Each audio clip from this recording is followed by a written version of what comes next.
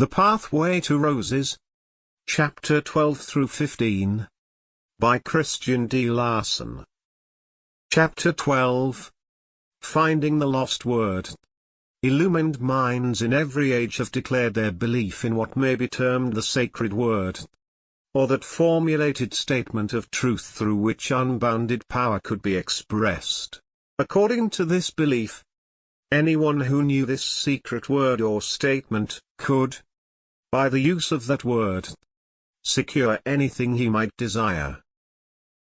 Through this word the sick could be healed, adversity overcome, calamities prevented, enemies turned into friends, earnest desires realized, life prolonged, and everything gained that would tend to promote the comfort and joy of existence. And those who were high in the scale of spiritual attainments, could, with this word, perform miracles. This was the belief, and this is still the belief among nearly all who recognize divine power in man. But what this word really is a mystery in the minds of the many, and therefore it is usually called the lost word. The great word is not a word, as many suppose, nor a definite statement of truth. The great word is the soul of every word, the spirit of every thought, and the inner power of every expressed statement. In the minds of the great majority it is a lost word, because their speech does not have soul. Their thought does not have spirit, and their statements of truth, or untruth, are devoid of inner power. But those who are learning to live, think and act, not as material personalities, but as sons of God, are finding the great word. They are beginning to speak with authority, and there is a hidden power in everything they say. What they say will come true, does come true. What they think they can do they gain the power to do, and their work invariably contains some exceptional quality that the ordinary mind cannot define. The spiritually minded, however, can understand. They know the secret.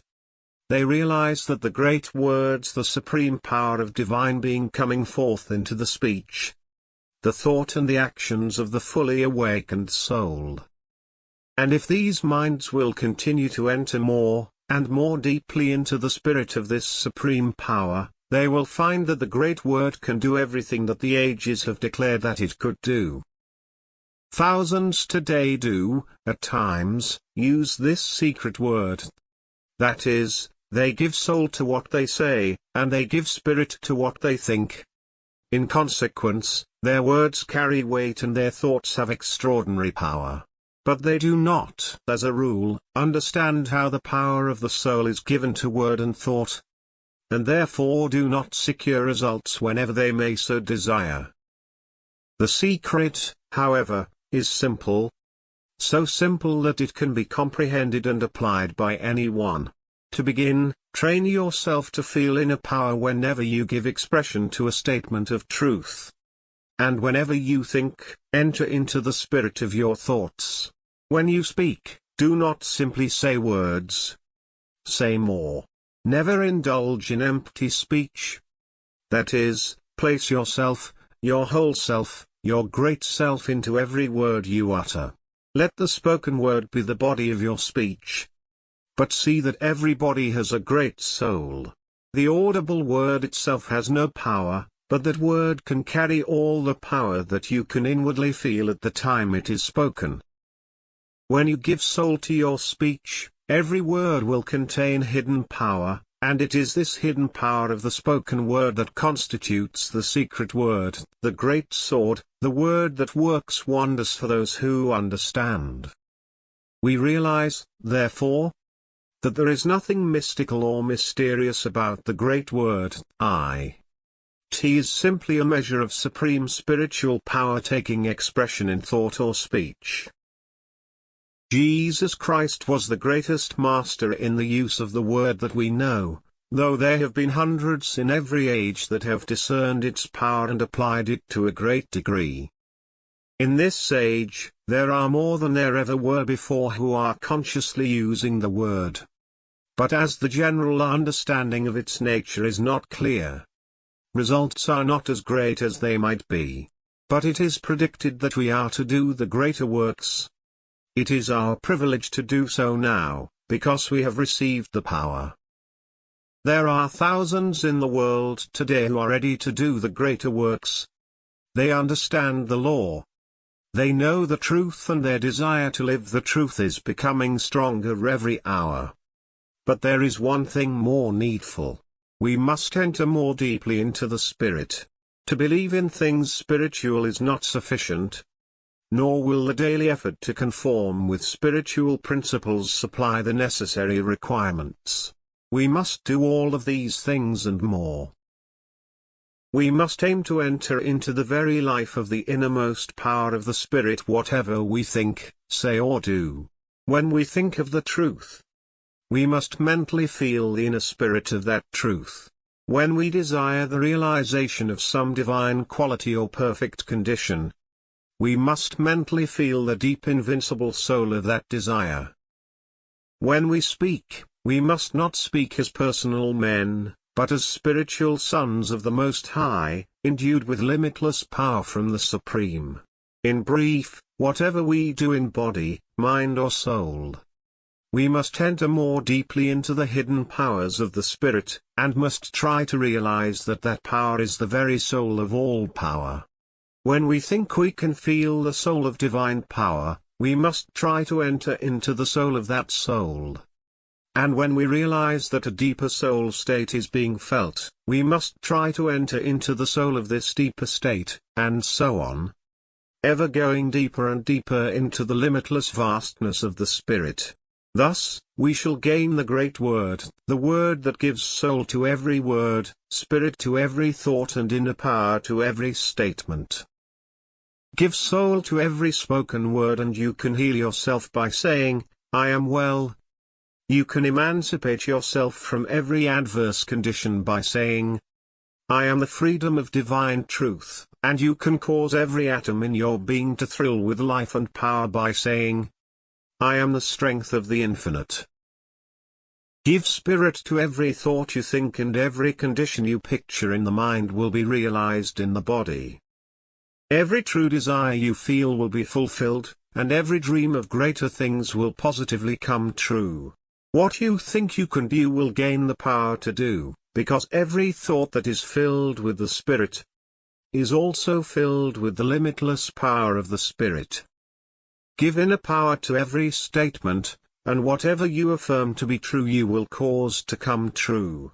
The great word is creative, and if the hidden power of this word is in your statement, it will create whatever your statement may affirm. Therefore, select your statements with wisdom, and pray only for that which you know that you want. When you regain the lost word, all your prayers will be answered and all your desires come true. It is therefore advisable to pray for wisdom first, to desire spirituality first, and to seek first the kingdom of God. The power of the Spirit finds full expression only through the Word. But since mankind, in general, does not possess the Word, it is usually spoken of as the lost word. To the mind that is only partly awakened, this word is something vague, almost incomprehensible, yet a jewel most earnestly desired. He feels that there is something within him that can know this word, and speak the word. But it seems to be lost to his mind in some mysterious manner. It is the speaking of the word, however, that heals the sick and that makes a man free. It is therefore most desirable to possess. When it is stated that the word's lost, the idea is not that the human race possessed it once, and lost it later. The entire race never did possess the word, never had the power to speak the word. The word has been lost to the race from the beginning of manifested existence in this sphere, but has been found in every age by the illumined minds of that age, and through those minds declared to the world. Instead of speaking of the word as the lost word, it would therefore be better to speak of it as the hidden word, hidden from the mind of personal man, but revealed to the minds of illumined souls. Those minds that are on the borderland of the Great Awakening realize that immediately beyond their present mental comprehension lies a world of wisdom and light, indescribable in its marvelousness and beauty. To some minds, it is so near that at times the veil is parted, and they obtain a slight glimpse of the glory and splendor that was, is, and is to be. Others have crossed the border at certain periods in their lives, and have actually entered, for a tune, the Father's house of the many mansions. But the great purpose of every soul is to some day enter this celestial world and abide there always. Many have believed that we must leave the body before we can enter that sublime realm. The truth is, however, that we may enter today, if we are ready, and live in that higher world while still living upon earth in physical form.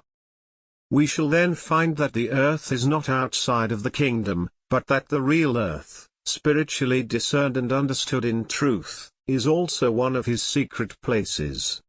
To have the spiritual discernment to look into this beautiful world, these higher realms, and behold the sublime glory of the kingdom, the Father's house of the many mansions, is to regain the lost word.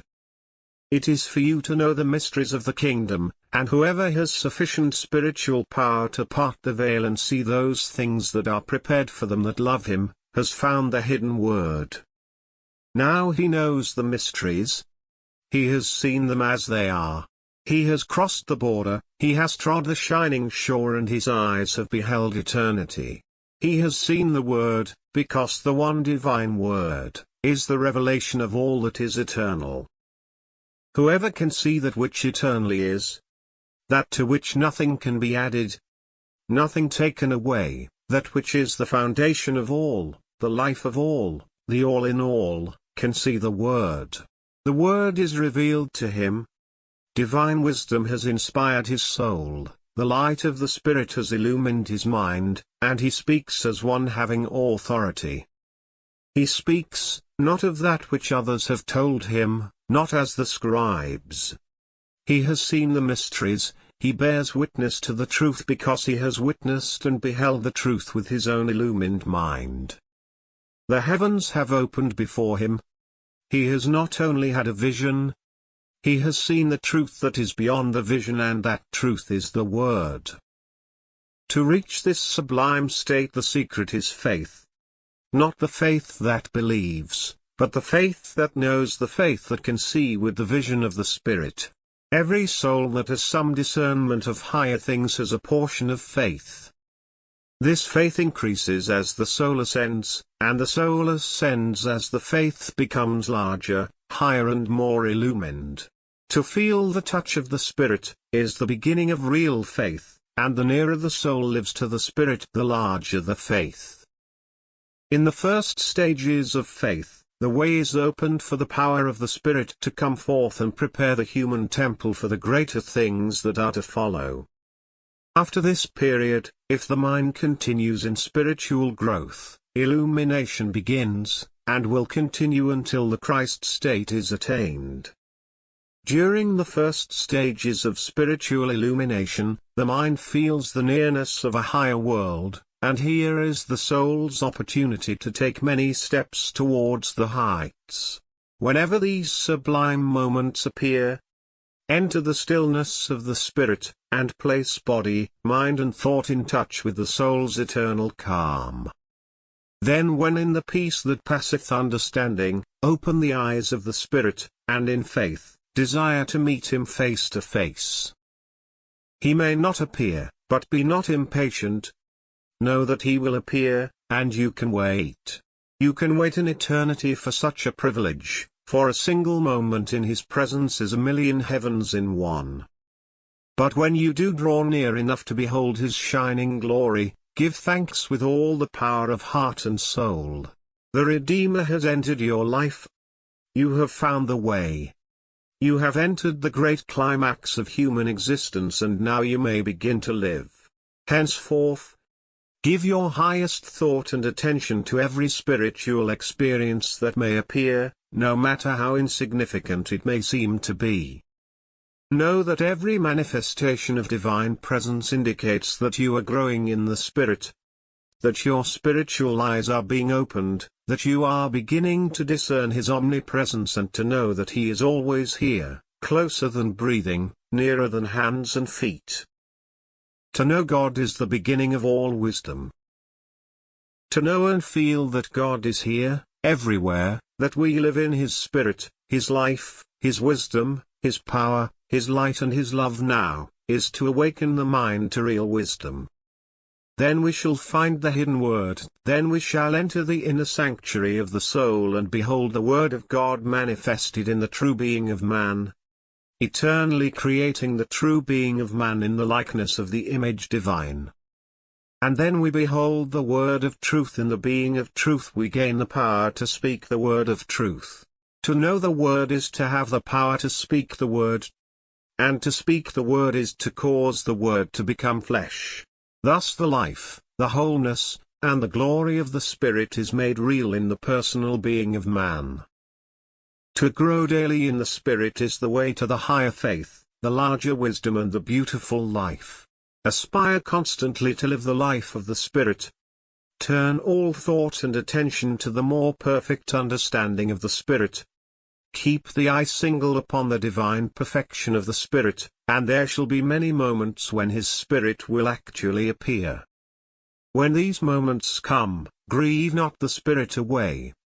Receive its life and its power by entering into the stillness within.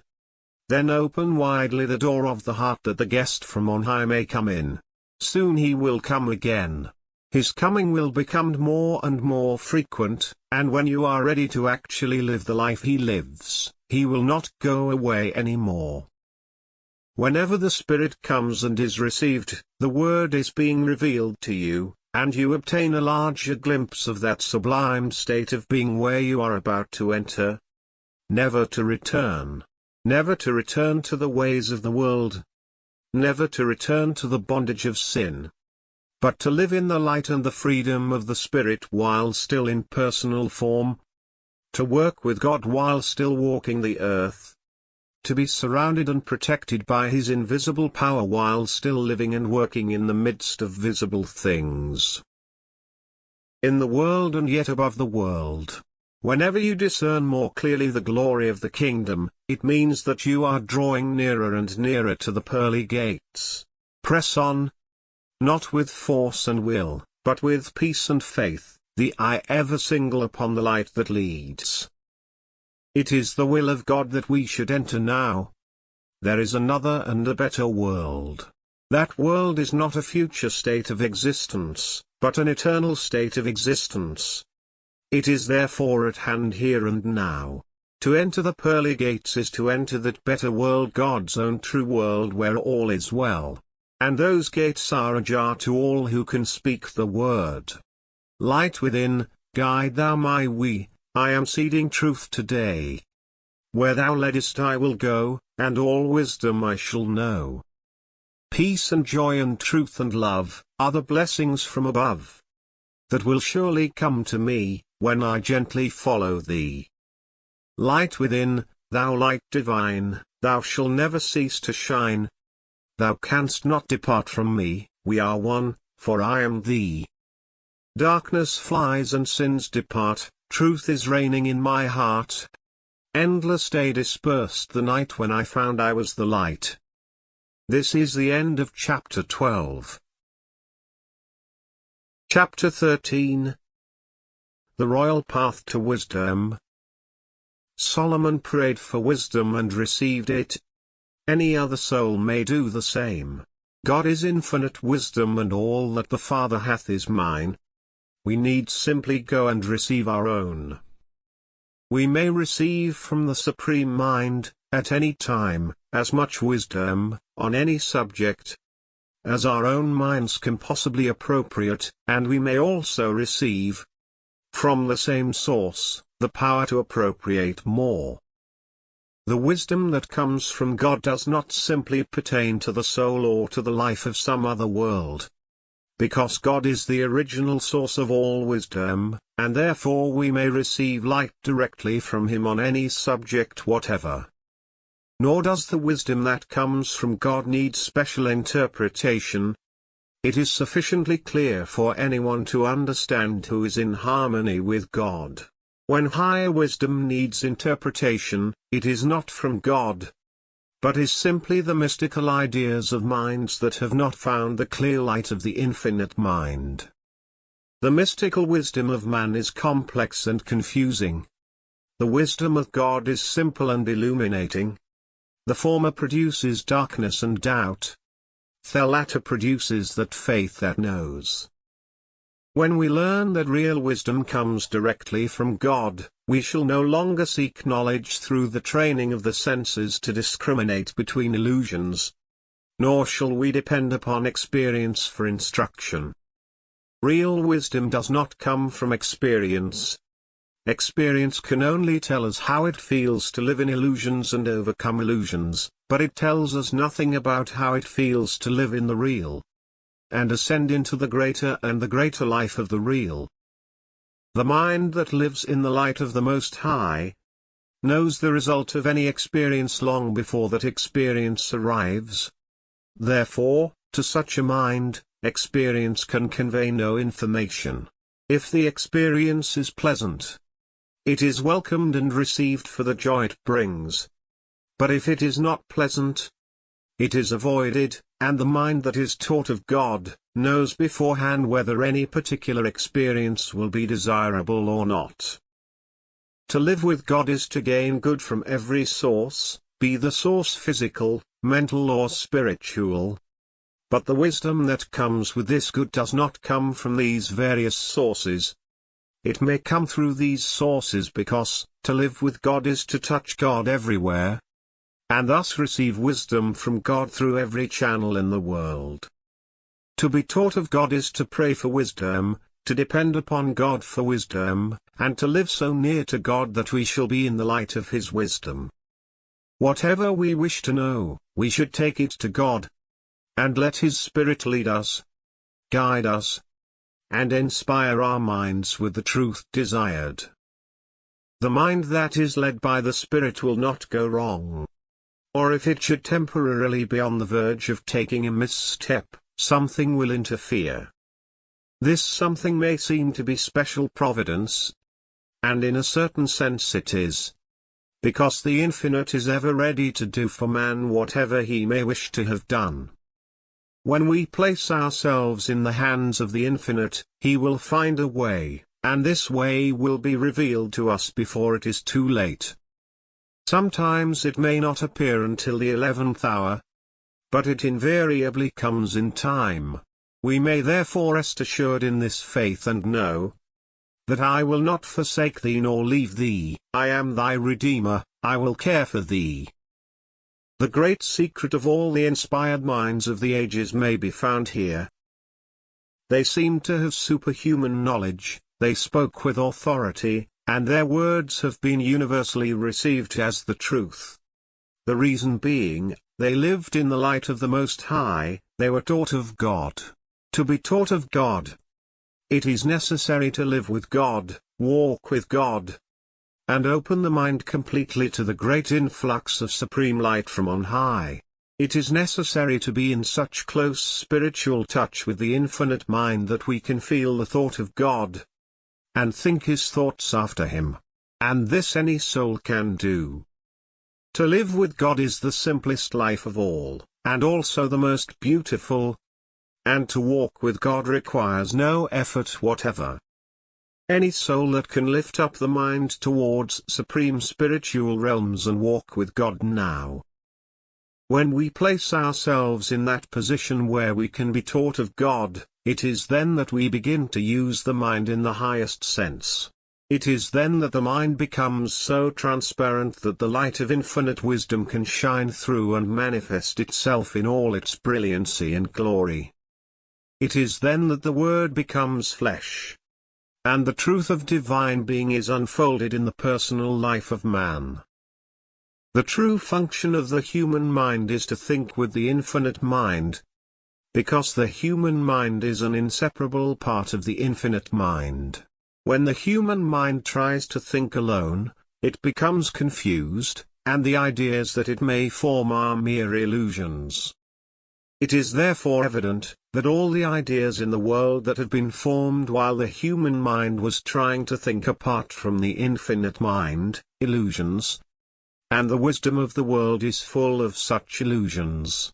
We can remove them completely, however, by turning to God, and opening our minds completely to the clear light from on high. When we begin to receive the wisdom of God, we find that the wisdom of the world was the cause of our trouble. We were living in darkness and could not see the way, therefore, took many missteps and made many mistakes. But when we open our minds to the wisdom of God, we are in the light. His way is clear, and we shall not go wrong any more. However, we are not required to ignore everything that man may say in order to receive the pure wisdom of God. God speaks through everything and most of all through man. When we desire, with the whole heart, to be taught of God, we shall constantly receive wisdom from God. And it may come through a million channels, including the mind of man. But we must remember that the mind of man does not simply mean the minds of other men. Our own minds are included in the mind of man, and as we grow in the Spirit, we shall receive most of our divine wisdom with our own mentalities as the principal channel. This is the great goal we have in view, but we cannot place our own minds in perfect touch with the infinite mind unless we think of all minds, and all things as being channels for the wisdom of God. When we can see God in all things, then we shall meet Him face to face. When we can receive His wisdom through all things, then we shall hear His voice, speaking directly to us, in the beautiful silence of our own soul. When we enter this silence, as we may at any time, we know we are in communication with God, and we may learn the truth about anything that we have sought to understand. God is not a God of the future state alone. He is the God of all time, even the present. And He is at hand ready to lead us aright in everything that we may wish to do in the present. We may be taught now, by Him, in all things pertaining to physical and mental existence as well as the very highest spiritual existence. And the more we ask of God, the more we please God. Lay not up for yourself treasures upon earth. Where the heart is, there our treasures will be also, and when the heart is in the earth, earthy, all that is beautiful in life will be lost. Our treasure is that which we love the best, but it is not wisdom to give our best love to things.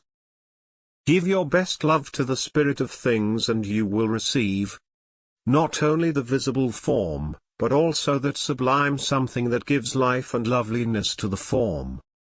Seek the riches of the Spirit and you gain wealth and happiness that shall never pass away. The richest man in the world is he who has found the diamond fields of the soul, while the poorest is he who is burdened with things that have not the spirit of things. It is our privilege to have abundance of all that is rich and beautiful in the visible world, but it is the wealth and the beauty of the soul that gives happiness. It is the treasures we lay up in the spiritual within that make all other treasures worthwhile. When we know that God is life, power, health, harmony and joy, we will receive those blessings in boundless supply whenever we feel that His presence is here. When we attain the consciousness of the omnipresence of God, we will receive from God whatever we know to be in God. This is the end of chapter 13. Chapter 14. The Golden Path to Increase. For whosoever hath, to him shall be given, and he shall have abundance, but whosoever hath not, from him shall be taken away even that which he hath. Matt. 13:12. The real element of possession exists in consciousness. What we possess in consciousness we inevitably will gain in the personal life. And no matter how well secured our external possessions may be, the moment we begin to feel inconscious that we may lose them, our hold on those things will weaken, and external loss will shortly begin unless this adverse state of mind is immediately changed. To consciously feel that everything that you need or desire is for you in brief, actually belongs to you in the real, is to be among those that hath. Even though you may, at present, be empty-banded in the external world. To you shall be given, and you shall have abundance both in spiritual possessions and in visible possessions. But to consciously feel that you do not have real or permanent possession of anything, is to be among those that hath not, even though you may have visible wealth in great measure. From you shall be taken away, and those external possessions that you seem to have, shall pass to other hands. This law is universal in its application and holds true in all matters, be they physical, mental or spiritual. The secret of gaining more on any plane is to consciously feel that you have more. Enter into that state of mind. Whether you desire life, health, power, wisdom, spirituality or greater abundance in external things, train your consciousness to feel that you have the real substance of the thing desired. Do not judge according to appearances, but continue to inwardly feel the possession of that which you claim as your possession. When the mind enters the feeling of conscious possession, the first gain is the fuller possession of yourself and your powers. You immediately begin to feel stronger. This will strengthen and enlarge your consciousness of gain, which in turn will increase the power of accumulation that has begun in your system. You thus not only become larger and stronger in your own nature, but you gain a more powerful hold upon everything with which you may come in contact. You awaken greater and superior qualities in your own mind and soul. And you inspire faith and confidence in the minds of others. You thus create those advantages and essentials, both in the within and in the without, that are conducive to gain. When the mind enters the fear of loss and begins to feel that there is going to be loss, the first loss is the loss of self-possession. You lose your hold upon your own powers, and, in consequence, begin to weaken. Your faculties fail to do their best, your work becomes inferior, your personality does not attract as it did, and your power to inspire confidence in others is on the wane. You suffer loss in all things, physical, mental and spiritual, and you are daily losing ground. Finally, everything that you seem to possess is taken away. But the loss began in your own consciousness, and you could have stopped it there if you had known how. The losing tendency can be stopped at any stage, but the only place where it can be immediately stopped is at its first appearance in consciousness. When you begin to feel that there is danger of loss, or when the general indications seem to predict loss, remove that feeling at once. Refuse to think of loss. Refuse to admit the possibility of loss. Refuse to recognize loss in any form whatever. Proceed to claim your own. Give all the power of mind and thought to the great truth that you do possess now, in the real, everything that you can possibly need or desire. Give full recognition to the boundlessness of your own spiritual riches, and live in the conviction that whatever you claim possession of in the within you will gain possession of in the without. The tide will turn before any real loss takes place, and instead of falling back into the world of the ones that hath not, you will advance farther into the richness of that world where the ones that hath dwell. In consequence, you will be given, and you will have more than you ever had before. This method should be used with faith and perseverance whenever there is the least indication of loss. Negative conditions should be replaced with positive conditions, fear should be annihilated by faith. And every downward tendency should be converted into a strong ascending tendency. To live in the hath state of mind and grow steadily in the conscious feeling of possession, continuous growth in spirituality will be required. It is only through spirituality that we can grasp the reality of the inner substance of things, and we must gain consciousness of the inner substance of life before we can master those forces that make for perpetual increase in life.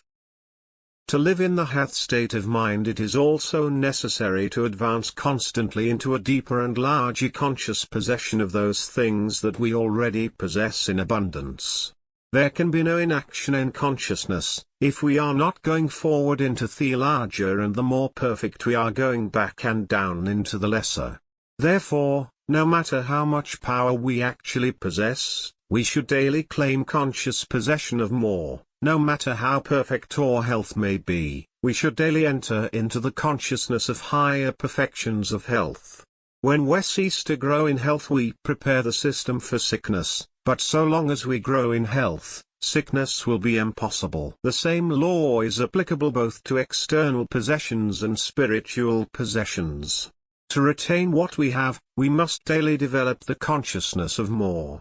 The moment we decide to be satisfied with what we have, we will begin to lose what we have. There is no limit to the riches of the kingdom of life, and it is the will of God that man shall enjoy more and more of these riches, every day, so long as eternity shall continue to be. And to do the will of God, is to bring the highest happiness to man. That the love of money is the root of all evil is true, providing we give the statement its true and full significance. When we speak of money, we do not mean those things simply that pass for money, but we mean all external possessions. When we love external possessions, the heart is in the without, and not in the spirit, as it always should be to be in the truth. When the heart is in external things, we begin to live for things.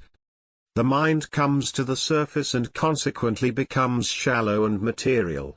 The mind that lives on the surface is not in touch with the deep things of life. It is not conscious of the inner light of truth, and is therefore in darkness. To be in darkness is to go wrong, and to go wrong is to create evil. Every mind that is not led by the inner light of the Spirit will go wrong. In fact, every wrong act comes because the mind follows external darkness instead of internal light. And it is only the love of other things that draws the mind out into the darkness of things. So long as we love the Spirit, the mind is in touch with the Spirit and is illumined by the light of the Spirit. When we are in this light, we will not go wrong, we will not commit evil, because we can see the right. And we can see that the light is the very thing we have desired, longed for, prayed for. The more deeply we love the inner life and the riches of the Spirit, the more spiritual and illumined become. Accordingly, we can see more and more clearly how to do all things as they should be done. Our mistakes will decrease, and wrongs and evil will disappear. To love life, is to enter into the spirit of truth, and in the truth there is freedom. Freedom from sickness, evil, weakness and want. Evil can grow only in materiality. And materiality is produced simply by our own confused thinking. But when we are in touch with the spiritual life within, our thinking is not confused. We are then in the light of truth. And we think the truth. In consequence, we no longer produce the darkness and discord of materiality. Instead we produce the peace and the harmony of spirituality, and all is well. When your treasure, that is, that which you love the best, is in the without, in the earth, earthy, your whole life will be in the earth, earthy. You will thus live continually in wrong thought because you do not see how to create right thoughts. All mental light, even the light of reason, comes from within. Therefore, when the mind is so absorbed in outer things that it ignores completely the within, all thinking will be more or less at variance with truth. And evils must necessarily follow. But when your treasure is in the Spirit, and you love the riches of the soul better than anything else, you will live on the mountain top. You will dwell in realms sublime, in the very light of His infinite wisdom. all your thinking will be illumined with that light. You will thus think only the truth, and he produces no evil who always thinks the truth. To lay up treasures in heaven is not to prepare for heaven in the future, but to accumulate greater and greater spiritual riches now. That soul that is attaining real spiritual wisdom, that is growing daily in the love that loves everything, that is living in the peace that passeth understanding, that is being filled more and more with life and power from on high, that is gaining conscious realization of all the divine elements of pure spiritual being, that soul is laying up treasures in heaven. Such a soul is actually coming into possession of those superior riches now, and is learning to use them today for the glory of God and the emancipation of man. To become a strong soul, to attain the mastery of the Spirit, to become a living inspiration to all the world, to unfold all that is lofty and beautiful and sublime in the spiritual life, to realize the joy everlasting and draw nearer and nearer to the Christ state that is the purpose of him who is laying up treasures in heaven. And when we possess spirituality with all its qualities of high worth, we have the riches of all riches. We have that something that can produce all riches, not only in the spirit, but also in mind and body. That person who has found the riches of the within need never have any fear of external loss. Though all might disappear in the without, still, being in touch with the source of all supply, he could at once begin to regain everything. When we are in the Spirit, we are upon the solid rock of all good. We possess the key to unbounded riches on all planes, and so long as we live in the Spirit we shall not lose that key. When one door closes we can open another, sometimes several, and all that the heart can wish for shall always be ours to possess and enjoy. When we are in the Spirit, we not only possess the riches of the Spirit, those riches that actually make every moment of existence a full realization of the highest joys of life, but we also possess the power to supply the without abundantly, being in perfect touch with the giver of all that is good in the world. There is no truth in the belief that we must necessarily relinquish external possessions the moment we begin to lay up treasures in heaven. That power that produces the riches of the Spirit, can, and will, produce abundance in the external world as well. All outer things will invariably be added when the kingdom within is actually sought, and sought first, not only at first but always. So long as we seek only the treasures of the earth, we get but little of those treasures, while we get an overabundance of the suffering and pain of material existence. But when we begin to lay up treasures in heaven, we obtain the peace, the joy, the contentment, the health, the strength, the wisdom, the power, and the life we so greatly desire. In addition, we obtain higher spiritual possessions without number, and an abundance of everything that is necessary to make the outer life full and complete. Live eternally in conscious unity with the Infinite. Have faith in God, have faith in humanity, have faith in yourself. Then live, think and act according to principles only, and there is nothing you may not accomplish. Great deeds in life are invariably brought about by higher power. And if we would be constantly in touch with higher power, we must live in the perfect faith and consciousness of the great spiritual within, where higher power has its center and throne. This, however, is not possible so long as we think more of the person than of the soul. To be centered in the Spirit, we must live in the Spirit, and give the Spirit our first thought at all times. Then we shall be filled with the supreme power of the Spirit, and strength, both in mind and body, shall be daily renewed from on high. Resist not him that is evil. The true path to emancipation is to give so much thought, life and attention to the building of the good, that we have not the time to even think of evil. Then evil will die for want of nourishment. The mind that is absolutely full of a strong, spiritual building power, has no room whatever for evil conditions of any kind. This is the end of chapter 14. Chapter 15. The life more abundant. I came that they may have life, and may have it abundantly. John 10:10. The greatest thing that man can do is to live. Everything that appears in any sphere of existence comes from life, and therefore everything increases with the increase of life. To live more is to become more and gain the power to accomplish more whatever the field of action may be. To live more is to enter more fully into the richness and joy of life itself, and there is no joy that is greater than that which comes from perpetual growth in real life. The purpose of life is to live more life. The principal secret of perfection in any period of life is to live as large a life as that period can appreciate and employ. And to constantly add to the abundance of that large life is to make each period better than the one that went before.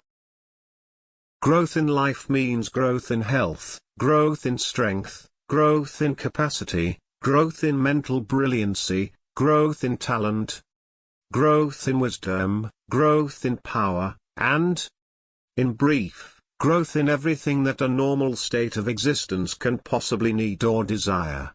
The mission of the Christ is therefore not purely transcendental, nor solely for some other world. The teachings of the Christ are applicable to every part of personal existence, and may be applied with great profit in every circumstance or event that can arise in the great eternal now. What is more, no person can do full justice to anything he may undertake to do unless he enters into full harmony with the great mission of the Christ. The life more abundant can come only through the Christ, and we all need the life more abundant if we are to be true to our own marvelous nature. The coming of the Christ, however, was not confined to a short period of time some 2,000 years ago. The Christ comes now to everyone who enters the Spirit, and when he comes, he invariably brings the life more abundant. We may, at any time, enter the fullness of eternal life. And when we do, everything changes for the better. The life more abundant dispels the ills of existence in the same manner as light dispels darkness, and just as effectively, whatever those ills may be. The ills of personal existence come principally from two causes: ignorance of divine law and false desire. The coming of the life more abundant gives the mind the necessary power to understand the laws of life. When we are in the life eternal, we are in harmony with the laws of the life eternal, and will not misuse those laws any more. When we are filled with the rich life from within, we no longer desire the lesser things in the without. We will not care for the wrong, having found everything that heart can wish for in the beautiful kingdom of the right. To enter the life more abundant, first live the teachings of the Christ. Not according to the letter but according to the Spirit. The Spirit is infinitely greater than the letter, and includes everything of worth that the letter may contain. Second, live now in the Christ consciousness. Know that the Christ is here, that his Spirit is within you and all about you, and that you can be conscious of his presence at any time by simply opening your own mind to his kindness and tenderness and sublime love. Know that I am with you, even to the end of the world, and think on these things. The more attention we give to the great truth that the Christ is here with us now, the more we open the mind to the consciousness of his spiritual presence. And as we enter more and more into the consciousness of the Christ, we enter more and more into the limitless life of the Christ. Thus we become filled, through and through, with the supreme power of that life that is eternal life. The life eternal, however, is not distinct from any other form of life. It is the source of all life, and as we enter more and more into the life eternal, we gain more life on every plane of being. We then begin to express the life more abundant through every part of body, mind and soul. And thus demonstrate conclusively that a strong soul does not mean a weak body. The life of the soul is eternal life, and the more we unfold that life, the more health, strength and vigor give to the body. The mind becomes more brilliant, the personality more powerful, and the character more beautiful. And above all, we ascend to that sublime life on the heights that is fairer than 10,000 to the soul. For whosoever would save his life shall lose it, and whosoever shall lose his life for my sake shall find it. Matt. 16:25. When you lose your life for the sake of Christ, you let go of the limited life that is living in you in order that the limitless life of the Christ may live in you.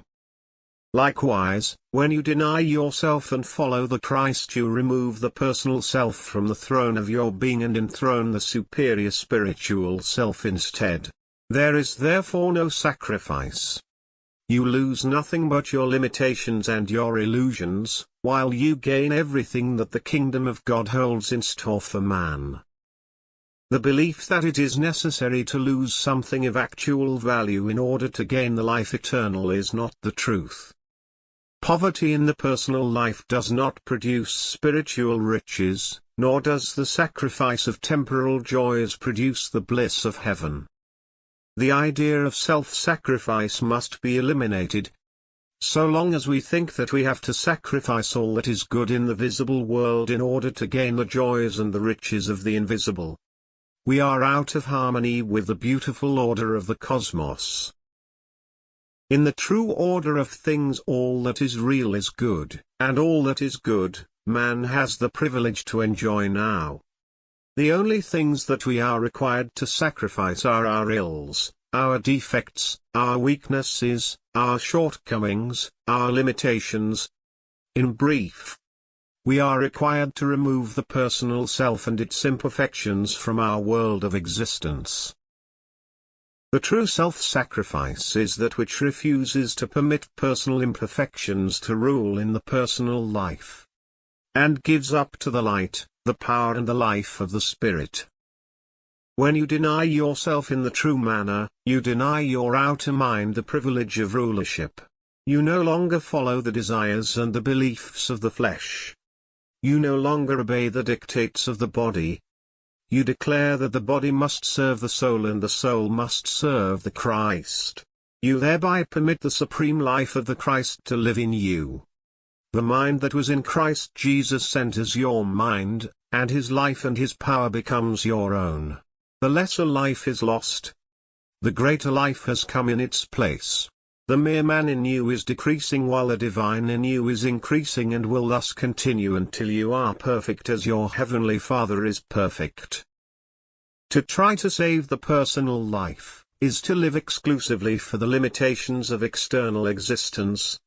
In consequence, the mind becomes so absorbed in the lesser life without that it is wholly unconscious of the greater life within. But we cannot receive the greater life from within unless we are in conscious touch with that life, and since the within is the only source of life, we cease to receive life the moment we are consciously separated from the inner life.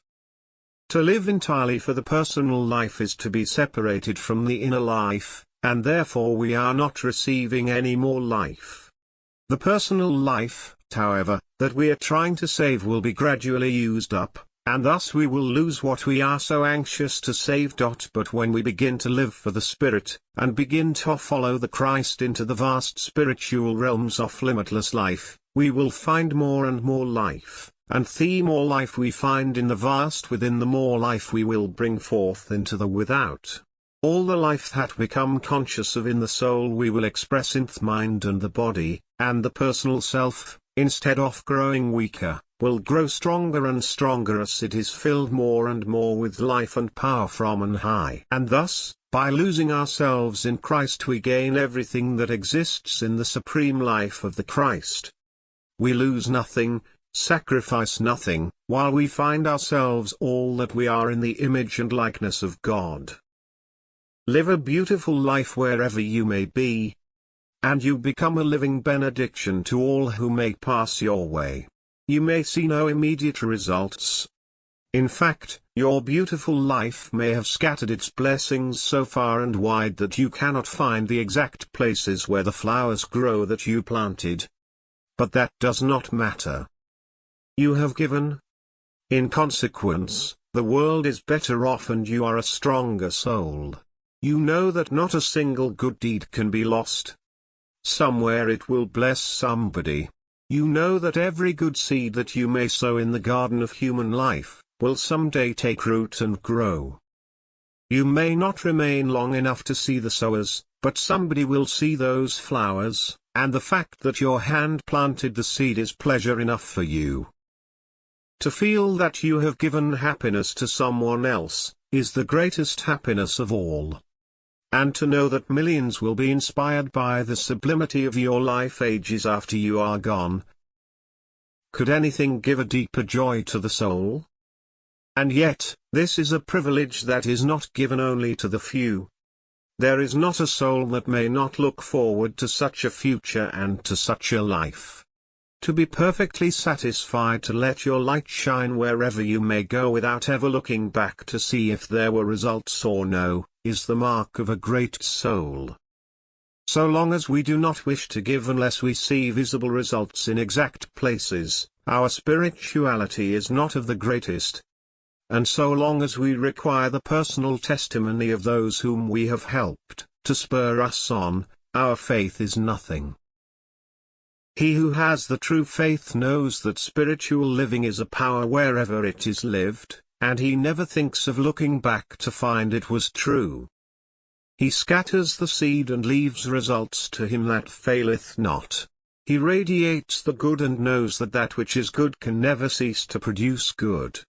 When you realize that you are an entity through which God is expressed, and that your mind should be so transparent that the highest divine light may shine through and illumine the outer world, you have found your true place.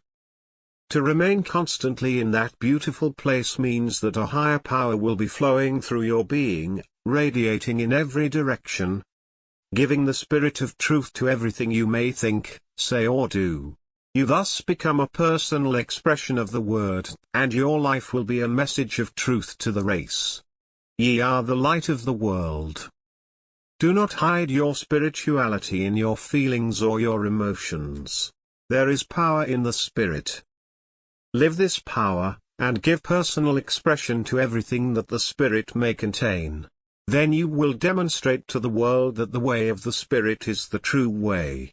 When you are lifted up, hundreds and even thousands will come and go where you are going. Therefore, let the full glory of the Spirit shine in your life.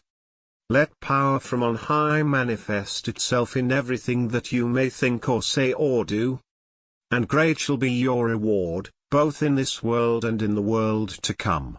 The spiritual life deprives you of nothing that has real worth, and gives you more and more of everything that has high worth. Agree with thine adversary quickly. There is a spiritual side to everything. Enter into harmony with this spiritual side and the discord that seems to exist on the personal side will disappear. Forget those elements that are at variance and think only of those states that are perfectly at one with each other. You can easily find them. We find everything we seek, and whoever goes out to find harmony will discover that there is more harmony in the world than anything else, excepting life itself. This is the end of chapter 15.